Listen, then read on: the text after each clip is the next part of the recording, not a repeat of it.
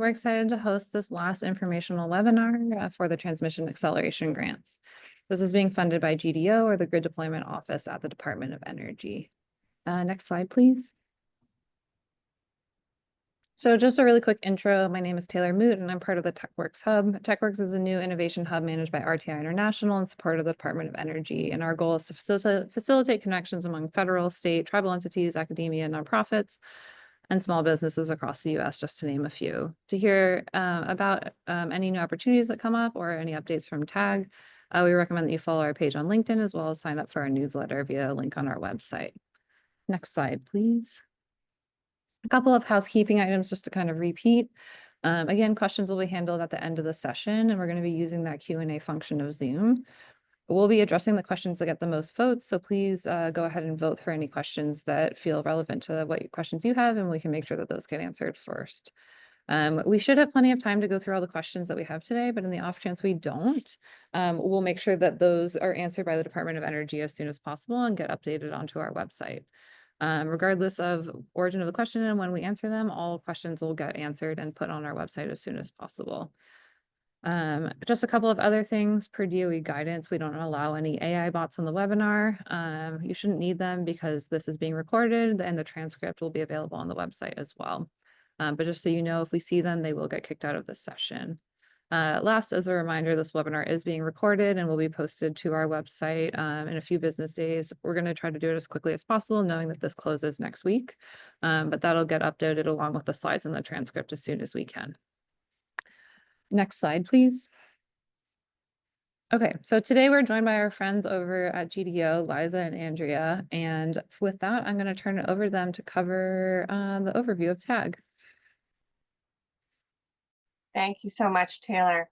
So I'm excited to be here for our second office hour session and talking through the Transmission Acceleration Grants Program. I recognize a number of folks maybe weren't able to attend our webinar a few months ago. And so I do want to take some time to go over the program, but I want to save the bulk of the time for questions. But we will have some additional slides from that webinar to share, to talk through examples if that's of interest to folks. But I'm just going to start with a high-level overview. And on the next slide, I'm going to start with the Grid Deployment Office and who we are. So GDO is an office within the Department of Energy, and we have three goals that we organize our work around: ensuring resource adequacy by supporting critical generation sources and expanding and enhancing electricity markets.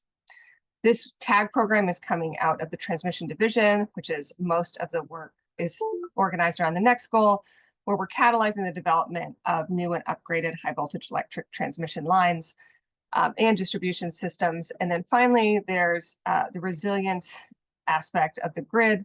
And so there's work that is very important in GDO related to preventing outages and enhancing that grid resilience. And so I'll move right into the TAG opportunity on the next slide.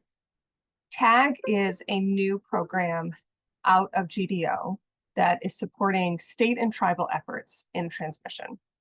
And I'm going to talk through the eligibility and the scope of this, but our goal here is to increase, speed up, facilitate evaluation, planning, research, understanding of transmission, and how, I don't know if that was me, if we could go, thank you, and how it can be useful for reducing consumer cost, making the grid more resilient, benefiting all Americans, but of course, the states and tribes particularly who are applying. And so our objective here is to support those studies or implementation of modern approaches to transmission. We've been on a long journey. We've been on over a century of development of the electrical grid, and some things have changed and some things have stayed the same, but certainly processes always have an opportunity to improve as we think differently, right? As that lens gets bigger or smaller from local to interstate and interregional, depending on the needs and goals, and then to increase that speed of transmission project reviews. So those are our overall objectives. On the next slide, I want to talk about eligibility.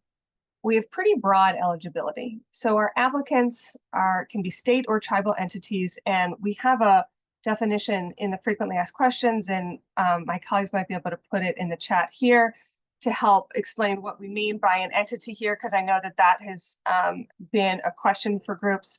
One thing that we thought of when we designed the TAG program is just how different transmission development is in different states and different regions, right? And so you'll see as we have defined things like eligible applicants, as we have defined things like state entities, we're trying to recognize and provide breadth of opportunity for those unique regional and state and tribal differences, right? There are states who have established a transmission specific authority, who have that work coming out of a PUC, a Public Utility Commission.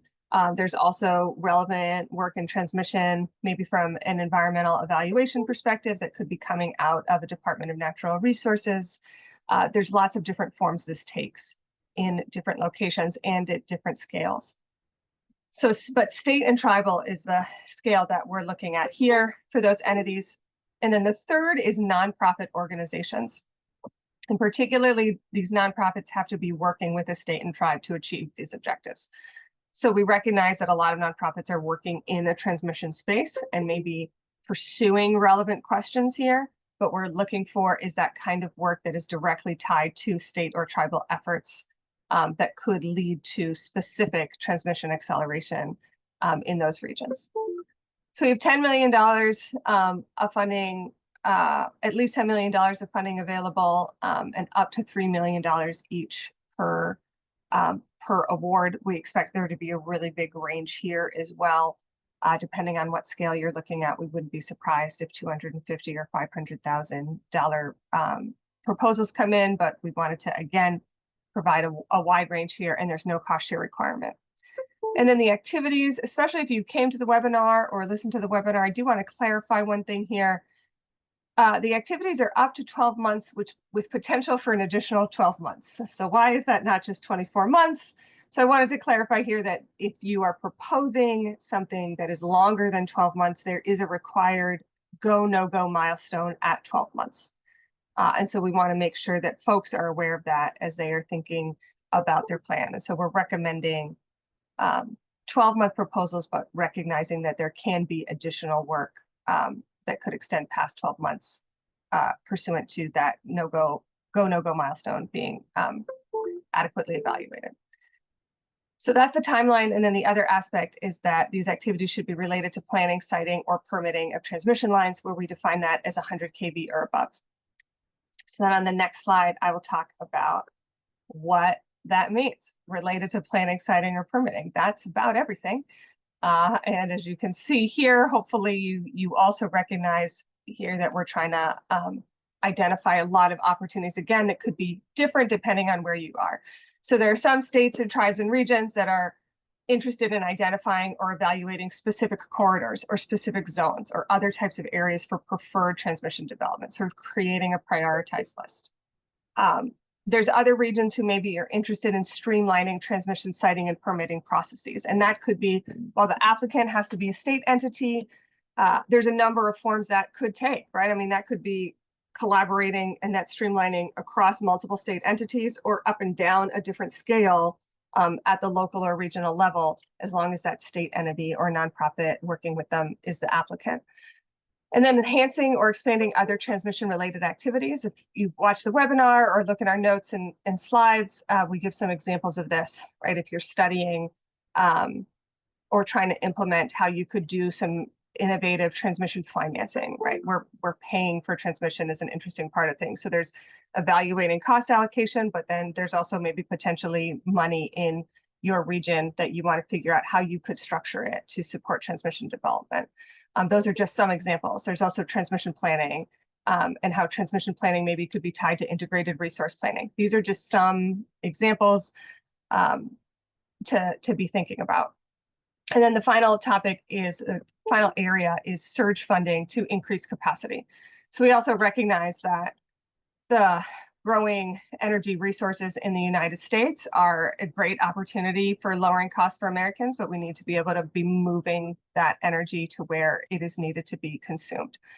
And that requires transmission lines, and that is often on state and tribal entities who are trying to evaluate these lines appropriately. And so we recognize that there's been an uptick in this, and some folks might be looking for support in helping them move through and evaluate those proposals faster. So those are our high-level areas. Hopefully those examples help you think through where you might fit in them. They are not exhaustive, and in fact, this is one of the primary goals of the application, is to explain how the work that you're proposing fits into these visions and objectives of accelerating transmission deployment. On the next slide, I'll quickly go over the application review criteria. They're in 3 buckets. Technical merit is the most important. The approach and understanding, right? So are you demonstrating that you understand the problem and that you have described something that will address the problem? And then technical management and capabilities, right? Is this a team that can accomplish the work that's proposed? There's details on each of these available on our website. And then finally, I'll do a little timeline summary of where we are on this last slide. Our applications opened on October 31st. We had an objective strategic session or an informational webinar on November 13th. That recording is available online, as is the recording for our first office hour session on December 3rd. We wanted to have this session with a week out to answer any questions, talk through to the extent that we are able, questions that folks have, and just really encourage applications. It's a no more than 7-page application. So we hope folks don't find that burdensome. And we're happy to talk through it with you here. And so the deadline is next week at 5 p.m., next Tuesday at 5 p.m. And we expect selectees to be announced by June. So with that very quick overview of everything, I wanted to cede the floor. I know we've got a lot of folks here, and I'm excited to help out and answer questions. Okay, thank you, everyone. I already see some questions in here. I'll encourage you to add them as this is your last opportunity to ask. We will still be responding to questions via email, but this is your kind of big platform. Okay, that being said, let's start with the first question. Strict word and page limits are appreciated. I'm assuming that we can include attachments such as bios, etc. Can you confirm? And should those attachments be appended as a separate PDF document? So we do provide the ability to include optional attachments. I think one of the things we suggest is you could have a letter of support. So for example, if you're a nonprofit entity and you want to show that that work is being done, in collaboration with a state or tribal entity, bios would be another appropriate thing to put in these optional attachments. But we do encourage you to put in the narrative explanations of who folks are and why they're relevant to the work. Then PDF is preferable in terms of document type from our side. So thanks. Okay, next question is on the application, how and where would we describe the contribution of staff time to a project for which we are not requesting or expecting reimbursement from an award? So we do provide a cover sheet on the application where we ask you to explain the total budget of the project and then the budget that is being requested from this award. So you can propose, I think this is getting to your question. Please provide a clarification if I'm not quite answering what you're looking for, but we do provide on the cover sheet that ability to say like the total project is this. The piece that we are requesting support for is this. So we do allow for describing part of another project where that part has to be relevant to the TAG outcomes. And if you are not expecting or requesting reimbursement, well, I guess the other piece is that this is not a reimbursement program. So Taylor, if that's something that you want to talk through, that I think might help clarify this as well. Yeah, so sorry. So this is the way that these awards happen is through milestone-based payments. So basically, As you're applying, you're filling out that milestone template. That will be discussed if you're selected during the negotiation phase, but basically your payments will be made based on your progress on those milestones as you've laid out. There's a little bit more detail and nuance in the FAQ section of the page, but I'm happy to talk through that more if those questions come up. So feel free to put those in the chat. Okay. Next question is, and I think I'll answer this one probably, but TWX site says applicant must certify is not owned by, controlled by, or subject to the jurisdiction or direction of government of a country of risk. Is there a form for such certification, or is it part of the 7-page application or a separate attachment? So you have access to the 7-page application, but what you'll need to do to actually submit the application itself is make an account through TWX, and you'll see a submission form. At the bottom of that submission form, you'll see the certification agreement. It basically runs through all of those details, and at the very bottom, you click a button that says, I agree to the certifications listed above. That will basically be your certification and your way to fully submit the application. Okay, I think that covers everything there. The next question is, to what extent can renewable generation planning that triggers local and network transmission upgrades be part of the grant proposal? For example, funding novel solar designs that can be repeated as a template throughout a reservation.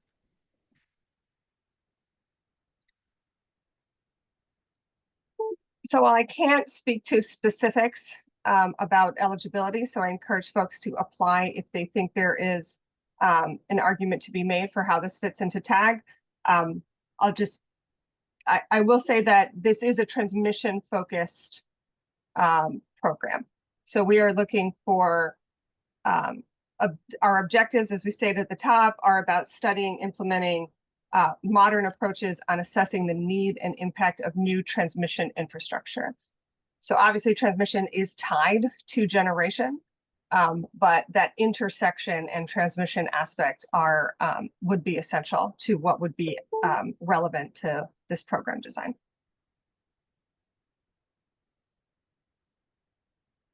All right, we have another series of questions coming in. If we want to use the money to hire an administrator who would then issue RFPs for conducting studies, could this be done? Do we need to name the administrator as a partner, and are there sub-recipient awards allowed? GDO, if you want to take the first part, and I can take the last part from like administration perspective. Yeah, and I'll ask OTT to jump in as we talk through this, because I think that would be related to milestones and management. So as you think about what you are proposing, I would focus on the project and the process and the outcomes. And it would be an internal decision to the project proponent about how that got accomplished. And if it was accomplished through an administrator who needed to issue those RFPs, I think it would be most important to be talking about what the goals are of those RFPs and the timelines. But OTT, just wanted to confirm that with you. Yeah, no, that's correct. I think the thing to note here is you want to have enough information that you can kind of justify your budget and kind of how you're going to be spending the money. But as has been said previously, PIAs are all milestone-based payments, so you should include any costs required to accomplish the work in the scope that you're proposing. And I think maybe to kind of jump ahead on some of the second half of the questioning, it's similar. So sub-recipient awards, those are allowed, but again, should be included in your budget, and the information should be there and sufficiently justified that it shows how you're going to spend the money and how you're going to accomplish the objectives. I think the last detail to add from our side is that just as a heads up, TWX doesn't handle the subcontracts. We contract directly with the lead organization, and then it is up to that lead organization to do any subrecipient awards or anything like that that they would like. But we do ask in the application that you name the organizations that you are interested in having subrecipients to. And if with the flexibility that if that information is not available because that will be part of the process, that is also something that you can note in your application. So that is another thing that is a little different about this proposal, about this opportunity than other funding opportunity announcements you may have responded to. So you also see there's not like a formal budget justification per se. We're looking for milestones, explanations, and that's just a couple of pages, right, about sort of what you're trying to accomplish and why you're trying to accomplish it. So it's not that same kind of detailed budget justification that you might require for a notice of funding opportunity. Because again, we are not, the TWX is not managing those subrecipients. I think, can we jump to I think there's a related question from that same, okay, Taylor, if you wanted to read it, thanks. Yeah. If two state entities want to control the hiring of two separate outside consultants to perform two phases of the project, can this be done with one of the agencies taking the lead as a contractor with TWX? Would that agency be allowed to give other agencies money so that they can contract, or should the first agency also contract with the second consultant directly? I think I can So I jump in think- on this one. Great. Yeah, I would say, so again, we can't advise on any specific, we can't recommend that you do any procedure. We think that you should discuss with potential partners and kind of make the determination that's most appropriate based on your specific circumstances. And that if selected, the ultimate contractual arrangements will have to be finalized at a later date. Something, this hypothetical sounds pretty complex. I think we can't give an answer on the fly. Kind of consider each situation sometimes.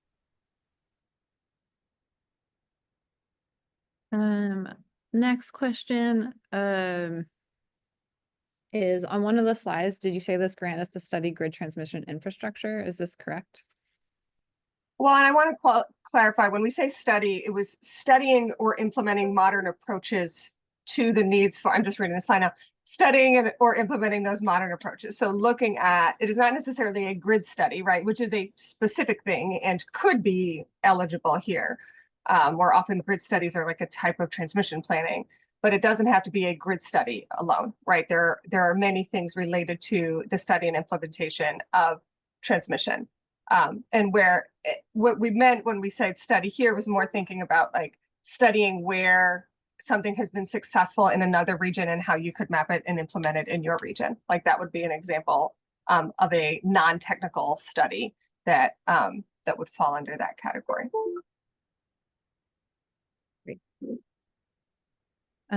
The next question is, are you open to ocean and coastal transmission planning activities, or is this strictly land-based? Can funding go towards mapping of critical areas, habitats needed for transmission planning, or more synthesis of data for planning and siting? So our only requirement on the transmission is that it's 100 kV or above. So it could be on land or offshore or coastal, a sea, as you were. And then regarding those activities, I would encourage you to describe those activities within the 4 pillars that we discussed. I can certainly see a line of sight to how those would be eligible, but it's really up to the applicant to make the case for why these are relevant for your region for speeding transmission, evaluation, development, and deployment. We have one more question on here. So for all of you that are still on, please go ahead and add any other questions that you have. We're happy to stay on as long as it takes to get you all the answers you need. But the question that we currently have is, can you clarify what a transmission related activity is? It seems an argument could be made for generation development. If you can speak to this, it would be great, but understand if not. I would say that transmission related activities must include transmission. I mean, that is very specifically what we're looking for here. So I understand where this question is coming from. I would suggest that generation developments alone is more transmission adjacent than it is transmission related. So I would encourage you to think about things that are specifically linked to, if you're discussing generation development as part of a proposal, I would really encourage you to think about the transmission nexus of it and what the transmission related work is that you are looking to accomplish through an award through this program. And whether that's financing the transmission, planning the transmission, siting the transmission, identifying where transmission is needed in time or in space, I think those are some ideas on where that generation transmission nexus could be. All right, those are all the questions that we have open right now. So again, if you have more questions, please go ahead and drop them in the chat. All right, we have another one. Great. Are award amounts possibly negotiated with TechWorks? Actually, Eric, I'm going to turn this one over to you if that's all right. Yep, sure, happy to. Yes, so once, if selected, we'll get through the review and down selection process. And if selected, you'll enter into agreements with TechWorks and with DOE folks kind of supporting on the side. In those the negotiation process, you are welcome to propose different amounts or different tasks or terms or dates or whatever. Again, there will be lines, I think, later on in the process of what is and is not really negotiable, but we'll kind of cross that bridge when we get there. So the short answer is yes. All right, we'll hang out for another maybe 2-3 minutes as if no questions roll in. But while you all are kind of coming up with any last questions that you all have, we switched slides real quick. I just wanted to highlight as you all are finishing up, we do have a QR code here. If you would like to take a brief post-webinar survey, we do appreciate any feedback that you all have on how we can make this process better, how we can make this webinar or these types of webinars more informative, all that good stuff. But again, we're happy to stay on as long as you all have questions. So we'll wait another couple of minutes and see what comes through. And if folks have more clarifications, I know some of those questions at the start were fairly complex, and I think we handled them. But if there's any clarification you want to provide to the extent that we can attempt to re-answer, we're happy to. Yeah, and anything if you'd like to ask outside of this, please email us at info@techworks.org. It is me behind that email. I will be paying attention to it daily. So we'll do our best to get you as quick of a response as possible. But it is a real email. We do check it a lot, so feel free to email us questions there. Okay. The next question is, do you anticipate conducting interviews prior to selection? That's a great question. I'll say that I believe we stated in our materials that might be a piece of the evaluation, and that depends on timeline and number of applicants to help us identify the right fits.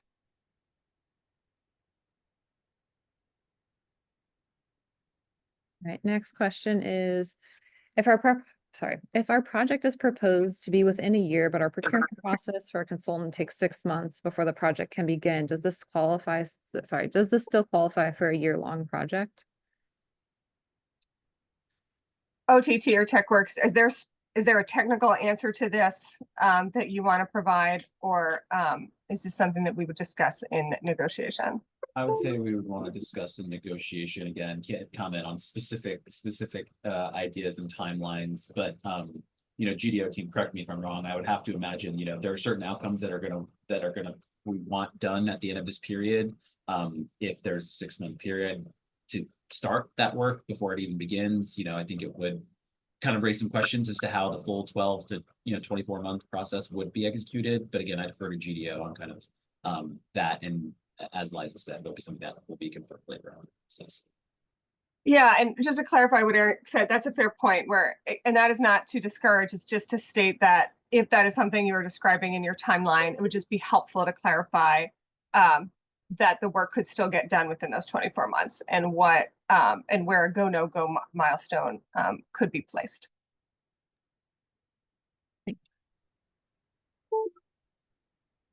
All right, we are again with no questions, so we'll hang on for another couple of minutes to see if anything comes in. As we said, we're more than happy to stay on to answer your questions as we can.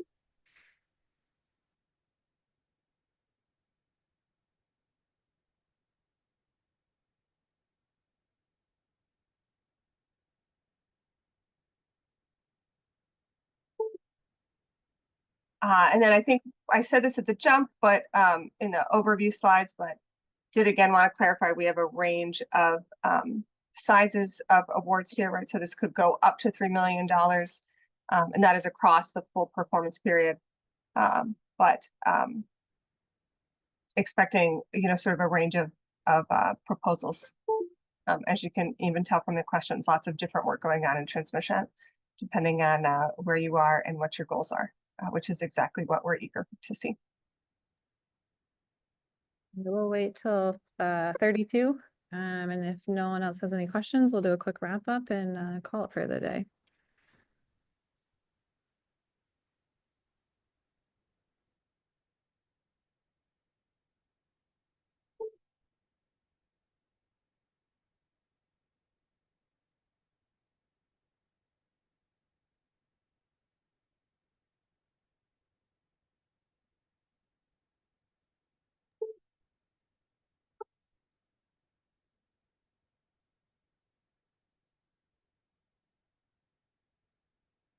I encourage folks as we're wrapping up here to review the webinar slides where we go over some examples. And again, those examples are not intended to anchor, but to be a launching off point. But hopefully that gives some more detail on what we meant by sort of activities and a study. Again, we are trying to provide a breadth of opportunity here, from folks who are looking into a question to teams who are ready to move forward on a solution. Any of those could be eligible depending on the proposal. Awesome. Well, it seems like we have no more questions, so I'm going to call it for the day. Thank you so much for attending. Thank you for all the questions. We really appreciate it. As you all are finalizing applications, don't hesitate to reach out. Again, our email is at info@techworks.org. I will be keeping a close eye on that for anything that you all need as you all are finishing up. So with that, thank you for attending. Thank you.